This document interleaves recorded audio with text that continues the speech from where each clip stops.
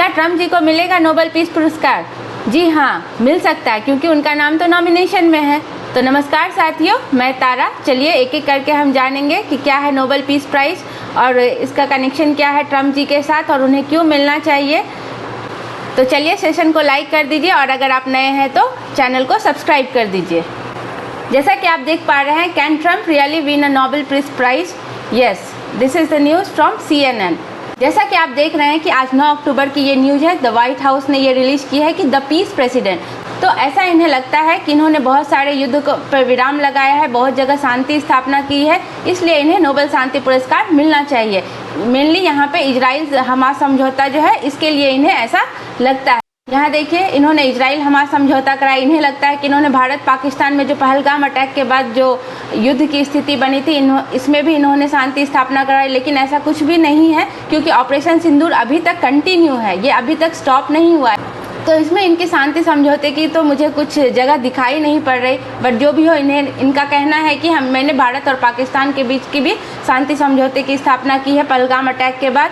उसके बाद यहाँ पे देखिए, थाईलैंड कंबोडिया के भी शांति समझौते में इनका हाथ है, ऐसा इनका कहना है। तो कंबोडिया ने भी नॉमिनेट किया है ट्रम्प जी को कि यहाँ इन्हें नोबेल पीस प्राइज़ मिलना चाहिए। ये इनका क्लेम है कि इन्होंने रशिया यूक्रेन वॉर को भी एंड किया है, तो इनके लिए इन्हें नोबेल पीस प्राइज़ तो मिलना ही चाहिए। ऐसा एक बार हो चुका है जब बराक ओबामा राष्ट्रपति के पद पे थे और उन्हें नोबेल शांति पुरस्कार मिला था 2009 में। उन्हें यह पुरस्कार विशेष रूप से संयुक्त राष्ट्र और परमाणु निरोध के क्षेत्र में उनके प्रयासों के लिए मिला था। तो अब हम जानेंगे कि नोबेल विजेताओं को क्या क्या मिलता है। नोबेल पुरस्कार 5 क्षेत्रों में दिया जाता है: फिजिक्स में, केमिस्ट्री में, मेडिसिन में, लिटरेचर में और पीस में। बाद में 1968 में स्वीडन के केंद्रीय बैंक द्वारा अर्थशास्त्र का पुरस्कार भी जुड़ा गया। जब इन्होंने स्थापना की थी तब सिर्फ 5 थे, लेकिन 1968 में एक और क्षेत्र जुड़ गया जो कि है इकोनॉमिक्स का। नोबेल पुरस्कार विजेता को केवल सम्मान ही नहीं मिलता बल्कि उन्हें कई महत्वपूर्ण चीजें भी मिलती है। तो देखिए, पहला तो है पुरस्कार राशि जो कि 8.5 करोड़ रुपए है। नोबेल मेडल मिलता है, एक प्रमाण पत्र मिलता है, डिप्लोमा और वैश्विक मान्यता। मुझे लगता है कि ये वैश्विक मान्यता सबसे इम्पोर्टेंट है क्योंकि जिन्हें एक बार यह पुरस्कार मिल जाता है वह पूरे विश्व में बहुत ही विख्यात हो जाते हैं और उनकी बहुत जगह सराहना भी होती है।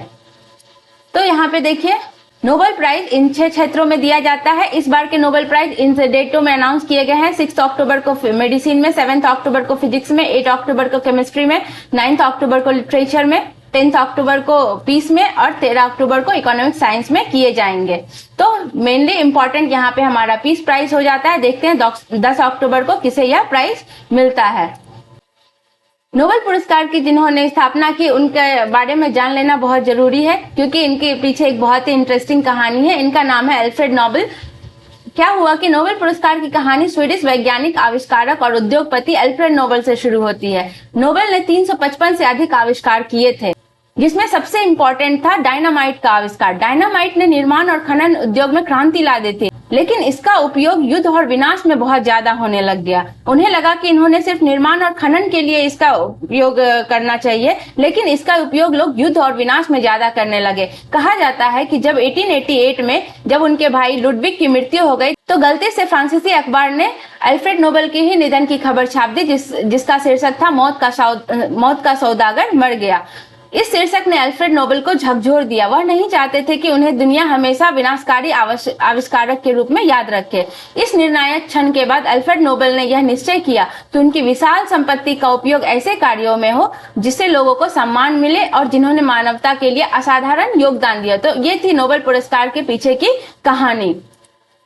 नोबेल पुरस्कार के लिए उम्मीदवार का नामांकन कैसे होता है, किसे यह दिया जाना चाहिए?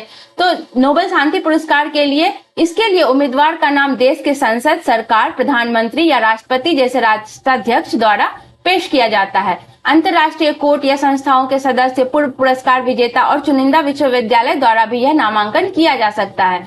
भौतिकी और रसायन विज्ञान में नोबेल कैसे दिया जाता है, कैसे इनका नामांकन होता है?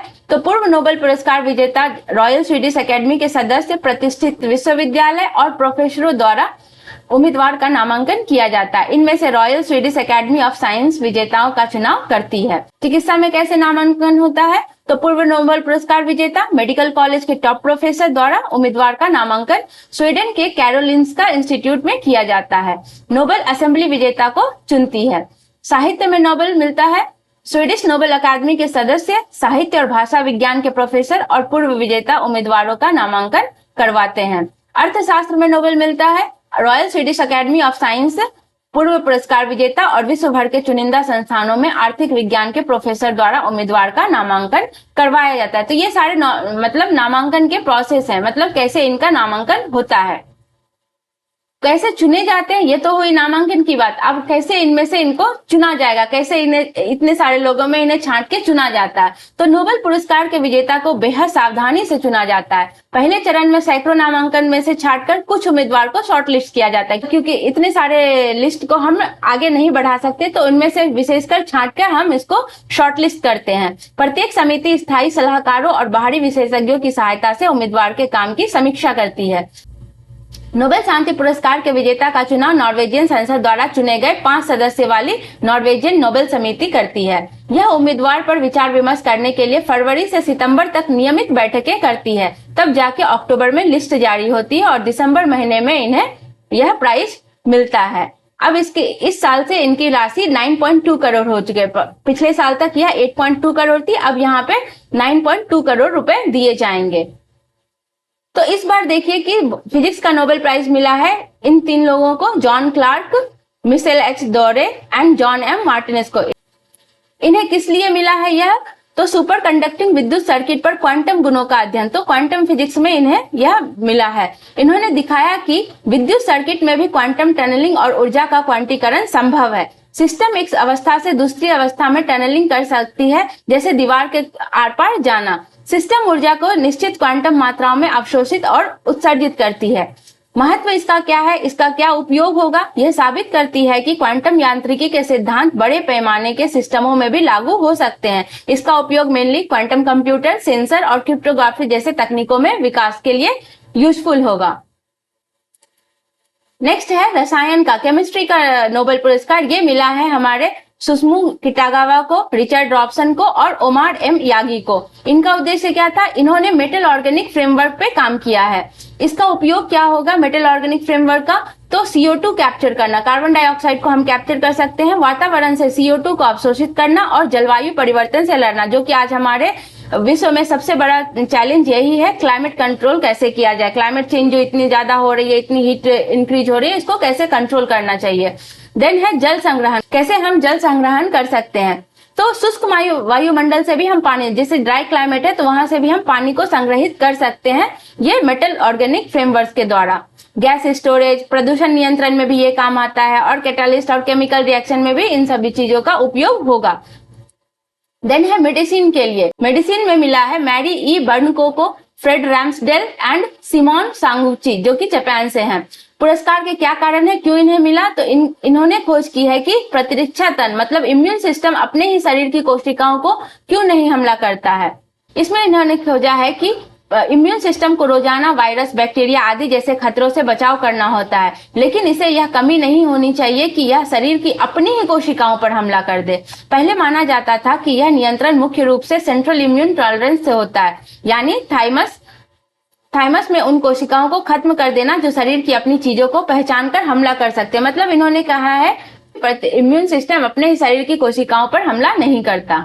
अभी तक फिजिक्स, केमिस्ट्री एंड मेडिसिन में नाम अनाउंस हुआ है, बाकी अभी लिटरेचर, पीस एंड इकोनॉमिक्स के लिए नाम बाकी है, तो देखेंगे किन्हें किन्हें यह मिलता है। तो अगेन हम आते हैं नोबेल के पीस प्राइज के ऊपर, जो कि ट्रम्प को बहुत बार नॉमिनेट किया जा चुका है, लेकिन अभी तक उन्हें मिला नहीं है। ऐसा अगर देखें तो महात्मा गांधी जी को भी शांति के लिए बहुत बार नॉमिनेट हो चुके हैं, लेकिन एक बार भी इन्हें यह पुरस्कार नहीं मिला है। 1937, 38, 39, 47 और 48 में इन्हें नामांकित किया गया था, लेकिन एक बार भी इन्हें मिला नहीं है। और भी बहुत सारे इंपॉर्टेंट लोग, जैसे आप यहाँ देखेंगे मुसोलिनी, हिटलर, स्टालिन, ये सारे जो हैं तानाशाह के रूप में जाने जाते हैं, बट स्टिल इनका नाम नॉमिनेट हुआ। क्यों? क्योंकि इन लोगों का कहना है कि शांति मतलब युद्ध से भी शांति की जा सकती है। हमेशा सिर्फ शांत वातावरण या फिर नॉन वायलेंस से ही शांति नहीं होती, बहुत बार हमें युद्ध भी करना पड़ता है शांति के लिए। तो इस कारण इन्हें भी नॉमिनेट बहुत बार किया जा चुका है।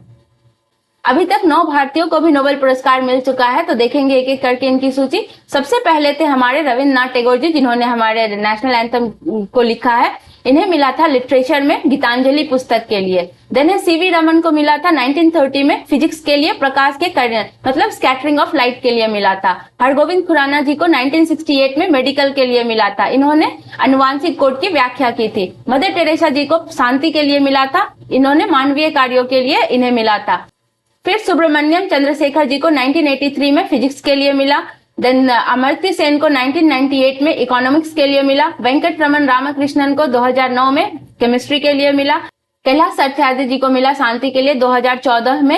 एंड लास्ट हमारे भारत से अभिजीत बैनर्जी को 2019 में मिला इकोनॉमिक्स के क्षेत्र में। तो ये थे कुछ हमारे भारत के नोबेल विजेता जिन्होंने नोबेल पुरस्कार पाकर हमारे भारत का नाम रोशन किया। तो अब हमारी नजर है पीस प्राइज पे, लिटरेचर पे और इकोनॉमिक्स में किन्हें मिलता है। तो जैसा जैसे हमें अपडेट मिलता जाएगा हम आपको भी देते रहेंगे। अगर ये सेशन आपको अच्छा लगा हो तो लाइक जरूर कीजिएगा और अगर चैनल पे नए हैं तो सब्सक्राइब जरूर कीजिएगा। अपना ख्याल रखिए, धन्यवाद।